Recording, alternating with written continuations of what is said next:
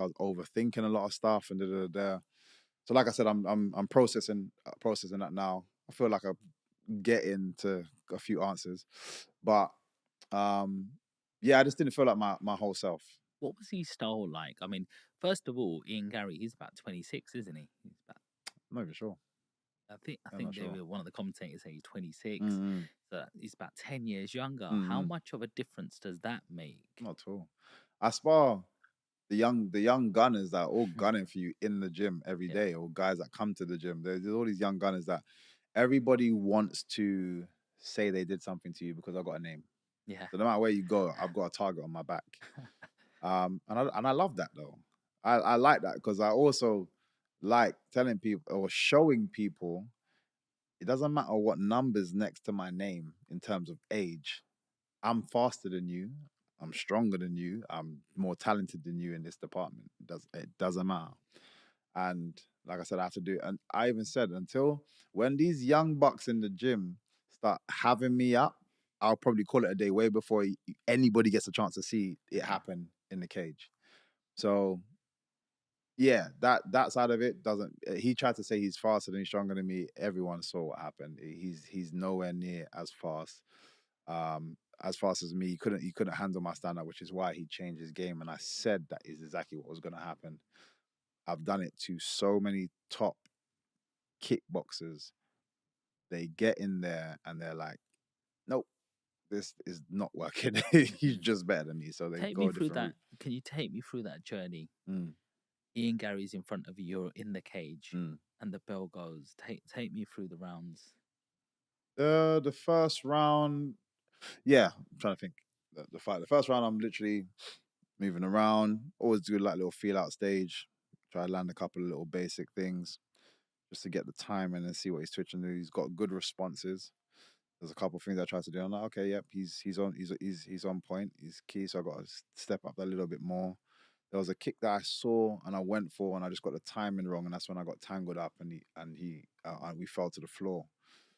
As I'm getting up, he's smart. He's been working with Damian Maya. For those who know, Damian Maya is one of the OG jiu-jitsu dons in the game. Like he watch any of Damian Maya's stuff, is submission after submission after submission after submission. And he's been working with Damian Maya. He's over in Brazil working with him, one of the greatest to do it in MMA. So obviously his game is adjusted on the floor. He takes my back, literally as he takes my back, and he gets the body triangle, and he's got his hand around my neck, and I literally said to myself, "This guy is not choking me right now." I was like, "It's not happening." I refused, and he was squeezing, doing all this stuff, and I was like, "Bro, I'm not going to sleep, and I'm not tapping. You're not finishing me in the first round Yeah. on this submission." I was like, "It's not happening."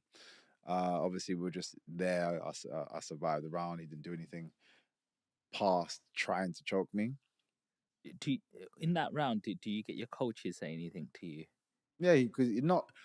There's no point kind of over analyzing what's just gone past. So it's like he goes straight to the point. What I need to do next. There's no point going. Oh man, you shouldn't have done that. We have no time. We have 1 minute Yeah. of information. Next round, I need you to da da da da da da da da da da. Are you just listening to one person? Because like I don't know if you know, Tyson Fury recently had a fight and he Oh lost, yeah, loads of people was in there. and lots of people saying there was about 4 people giving him information, and John Fury shouldn't have even been there. But again, boxing is different. These are all. It's all a paid team. So a lot of times people get swapped in and out last minute, and everybody wants to on camera wants to feel like they're the ones doing the like saying the right thing because Mm. it's all ego game, and it all means that I can then claim for when I try to go and tout the next up and come talent. Yeah, I was in Fury's corner, and I told him this, and you can go and look at it for yourself. We don't have that. Right. I've only been with one team. Hmm. We all know what it is. There's one guy talking to me, and both of my coaches outside are talking to each other. But there's only one guy that's going to feed me the information. And I can have a big team out there, but there's only ever going to be one person. We figure that out. Yeah. There's only going to be one guy talking to me. You guys talk amongst yourself and Yep. tell him, this person, what information needs to come over. Hmm. But again, in MMA, you got a grappling coach and then you got a kickboxing coach and you got this. But still, one person should feed the information, and you get that a lot where everyone's just like, "Wah." Mm. And yeah, I don't agree with that. It shouldn't be done that way. It kind of shows that you guys are not a team, in my opinion. Not you can have as many people in the corner. I don't think that's a negative thing because everyone's got their strengths, but just one person should kind of pass the information over, and that is Alexis for me. He okay, next round.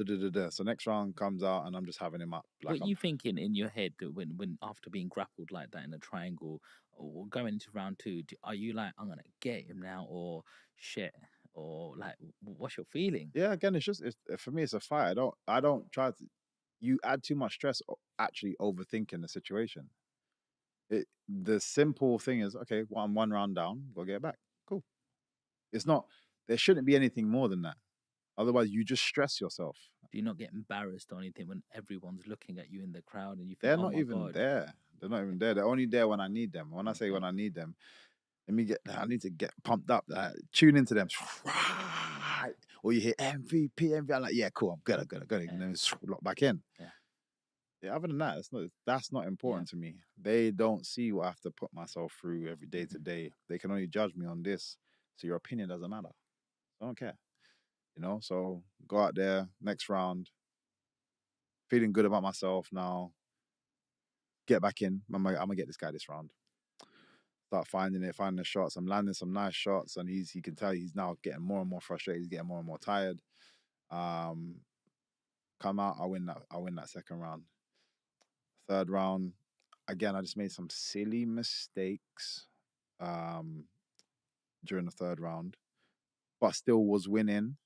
And then made another silly mistake where I was by the cage, and I always do something there. I don't want to go into too many details, but when I'm by the cage, I did something that I don't normally do, and it got tangled up. He took my back again, and then just kind of stayed there. Didn't really do anything, but there was probably about a minute and a half of that.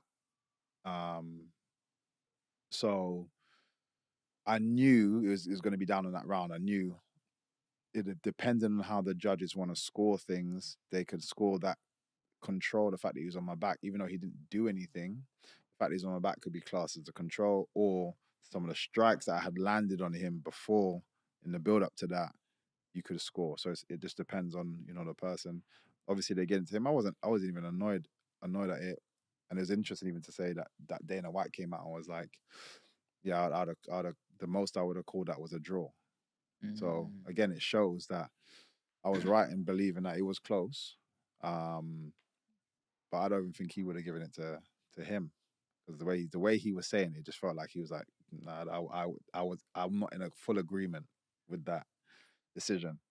Um, so which was, again, it's nice to have that kind of support. And then if you see the response online, at the time I was a bit hard on myself, but you see a response online, I'm like, okay, fair enough. And then when I finally did watch it back, I was like, oh, I see what everyone's talking about. So yeah, as much as it's a loss on the record, I don't feel like it's done anything bad for my status or my ability to kind of keep climbing the ladder and get to the top. Where does this leave you now? So where I'm at now is I'm actually looking to just head down, knuckle down on doing more grappling, because what I actually think, and actually one of part of my processing was, yes, when I'm doing jiu-jitsu in the class with somebody, I feel great. Doing wrestling in the class with somebody, I feel great. Obviously a few mistakes here and there, but in general, I feel good. Everybody has this somebody in their gym, or some bodies in their gym, where in the gym they are unbelievable, and then when they get to the stage, Yeah. they just for some reason cannot get that thing that we see every day in the gym. They cannot get it out, usually the pressures of the whatever. We had Spencer Fear on. I don't know if you know him. Yeah. Yeah. Spencer Fear was here the other day, and My boy. he won like Fight of the Year, Yeah. and back in 2003, won Fight of the Year, and we saw some of his fights, and he said everybody saw me in the gym, Mm-hmm. and I was amazing when it didn't transpire when I was in the ring. Like I wasn't that guy. Everyone has that somebody in the gym. And it's unfortunate because, so again, as a teammate, you're like, man, I wish I wish the world can see what I get to see every single day. Mhm.